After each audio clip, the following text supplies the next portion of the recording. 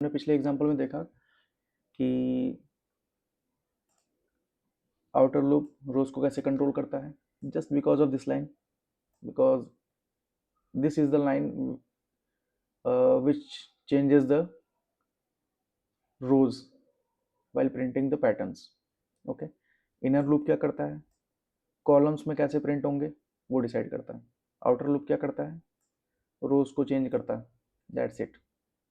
Main function जो है हमारा वो इनर लूप देखता है कि कैसे कॉलम्स में स्टार्स को प्रिंट करना है.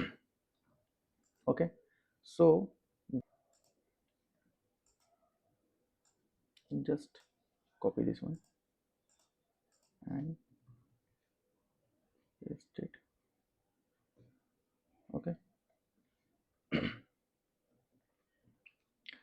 so here we can see that I is responsible for rows and j is responsible for columns. Okay, so when I is equal to 0, j कितनी बार चलेगा, j किसके लिए चलेगा, किस वैल्यूज के लिए, j 0 के लिए चलेगा. ओके, जब i इज इक्वल टू 1 है तो j कितनी बार चलेगा, 0 के लिए चलेगा और 1 के लिए चलेगा. जब i इज इक्वल टू 2 है तो j किसके लिए चलेगा, 0 के लिए चलेगा, 1 के लिए चलेगा, 2 के लिए चलेगा.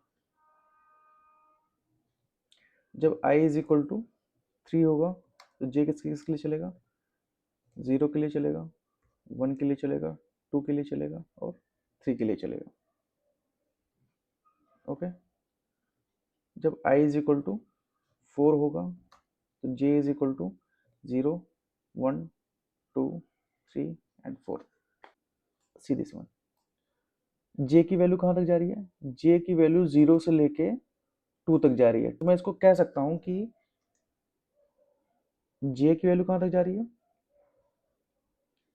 j is less than equal to i तक जा रही है कि नहीं जा रही. Is it correct for this one,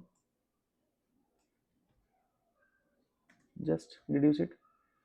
I is equal to, okay, same here, same here, same here. This pattern is being followed from where, from 0 to I. So this is the condition which will replace inside the inner loop. Okay, in the previous example this condition will be replaced by this condition. That's it. अगर आपको ये deduce करना आ गया कि हमें internal loop कैसे control हो रहे हैं, देन आप पैटर्न प्रिंटिंग आप इजीली सीख जाओगे. It's not a big deal. Okay, just replace it with I less than equal to, that's it. कुछ करना ही नहीं, just run it. Control S, save it and just run it. Yeah, very simple, no big deal. That's it. Okay, that's it for today. Thank you.